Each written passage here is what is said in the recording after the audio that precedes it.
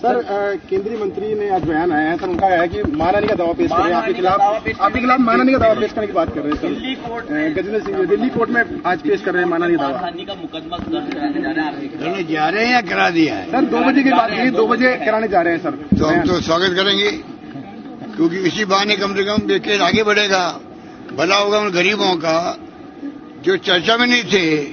अब कम से कम 2 लाख लोग या 1.5 लाख लोग जो भी हैं, उनका पैसा डूब गया है। किसी का 1 करोड़ के 50 लाख 25 लाख डूब गया है। वो पैसा कहाँ गया है? इथियोपिया में गया है। यहाँ पे गबन हुआ है, कई लोग जेल में बैठे हुए, उनके खुद के लोग जेल में बैठे हुए हैं। वो खुद मुलजिम है, उनकी पत्नी, उनकी साला, उनके पिताजी का नाम है और उनकी माताजी का देहांत हो गया। हम उनको भगवान से प्रार्थना करते हैं कि उनकी आत्मा को शांति प्रदान करे, परंतु वो तो हकीकत है। ये आज तक जबान नहीं खोली इन्होंने। आज ये केंद्रीय मंत्री बने हैं, इनको शर्म आनी चाहिए थी कि मैं मंत्री बनने के बाद में मेरी जिम्मेदारी बढ़ जाती है तो मैं आगे बढ़ करके सबको बुलाऊं, बातचीत करूं, मजबूरी बताऊं खुद की अगर कोई है तो। या संजीवनी के जो लोग जेलों में बैठे हुए हैं, उनकी प्रॉपर्टी जो है उनके लिए सहयोग करते। ईडी ही सिर्फ जब्त कर सकती प्रॉपर्टी को, एसओजी नहीं कर सकती है। वरना हम अभी तक जब्त कर लेते प्रॉपर्टियों को, बेच करके कुछ पैसा चुका दे, पूरा पैसा नहीं मिलता। वो कहते थे आप तो हमें आंखों में आंसू आ गए हम सबके जब वो आए जोधपुर में, और जिस प्रकार जयपुर में आए थे बूढ़े बूढ़े लोग, बुजुर्ग महिलाएं, कुछ सोच नहीं सकता। उनकी सारी कमाई इकट्ठी हुई, बेटियों की शादी करनी गई, लोग क्या क्या किससे बताएं। वो सब लोग बेचारे रो रहे थे।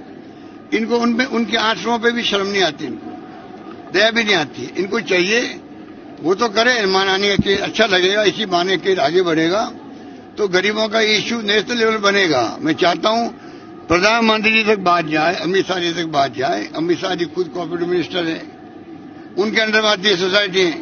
ये मल्टी स्टेट कोऑपरेटिव सोसाइटी है, ये जो ये गबले किए इन्होंने। स्टेट की होती तो हम उस ढंग से निपटते इनसे। ये निपटने का काम केंद्र सरकार का है। 5 बार हम लिख चुके हैं ईडी वालों को, भाई आप कम से कम हमें सब इन्फॉर्मेशन दो, इस केस को ले। ले क्यों नहीं रहे वो लोग? छापे डाले हिंदुस्तान भर में ईडी वाले। ये छापे का केस तो परफेक्ट है। आप केंद्रीय मंत्री ये कैसे रह सकता है? मुझे अफसोस इस बात का है कि प्रधानमंत्री जी या गृह मंत्री नॉलेज में नहीं आया क्या ये इतना बड़ा घपला? ऐसे घपलेबाज को आप कैसे रखते हो आप अपने केंद्रीय मंत्रिमंडल में? ये सवाल है बहुत बड़ा, ये बहुत बड़ा सवाल है। और ये तो हकीकत है, कागजों में है, पेपरों में है, कोर्ट के अंदर है, हाई कोर्ट के अंदर है, लिक्विडेटर बैठा हुआ है, केंद्र सरकार ने लिक्विडेटर बैठाया हुआ है। ये तो पूरा केस बना हुआ है ना। अब आप बताइए, उसमें इस आदमी को शर्म ही नहीं आ रही है कि मैं कैसे सबको बुला के बात करूं। हमारा सहयोग चाहिए, हम सहयोग देंगे इनको, वो तो आगे नहीं आ रहे हैं। अगर वो चाहें तो हमारी सरकार उनको सहयोग कर सकती है। अगर वो चाहते हैं कुछ किस प्रकार से हम सब मिलकर उनका चुकारा करें, मुझे इसमें कोई राजनीति नहीं करनी। हकीकत तो बताना पड़ेगा, हमारा फर्ज है। वो हमसे पूछते हैं हमारी स्टेट गवर्नमेंट क्या कर रही है, हमारा बताना हमारा फर्ज बनता है।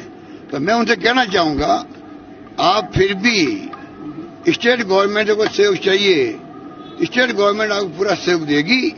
आप पैसा दिलवाइए गरीबों को। वो कहते हमारा ब्याज गया बाहर के अंदर, आप तो हमारा मूल पैसा दिलवा दीजिए। कम से कम अपनी बेटियों की शादी कर लें। एक आदमी बूढ़े आदमी है, 5 स्टंट लगने हैं, उसे जिद पकड़ रखी है बेटे के साथ। बेटा क्या मैं करवा दूंगा, आपका स्टंट लगवा दूंगा? वो क्या नहीं, मुझे वो पैसा वापस मिलेगा, उसी पैसे से मैं स्टंट लगाऊंगा। ऐसे ऐसे किस्से कहानी हैं। तो अच्छा है, मैं तो स्वागत करूंगा अगर वो मेरे खिलाफ केस करते हैं। इसी बहाने उन गरीबों का भला होता हो तो मुझे अच्छा लगेगा। सर, गवर्नमेंट ने एक प्रोविजन किया है अभी रिसेंटली कोऑपरेटिव डिपार्टमेंट ने कि जो कोऑपरेटिव सोसाइटीज में फ्रॉड होता है उसके मामले सभी अब डिस्ट्रिक्ट कोर्ट्स में, उन कोर्ट्स में जाएंगे ताकि उन लोगों को न्याय मिल सके, कोर्ट्स के जरिए न्याय मिल सके। फर्स्ट टाइम ये प्रोविजन राज्य सरकार के द्वारा सहकारिता विभाग ने भी रिसेंटली दिखवा देंगे, उसको भी दिखवा देंगे। जो भी हो सकता होगा, खाली संजीवनी की बात नहीं है। आदर घोटाला है, सिरोही का बड़ा घोटाला वो भी है। जितने घोटालेबाज हैं इन सब के खिलाफ कार्रवाई होनी चाहिए, मेरा मानना।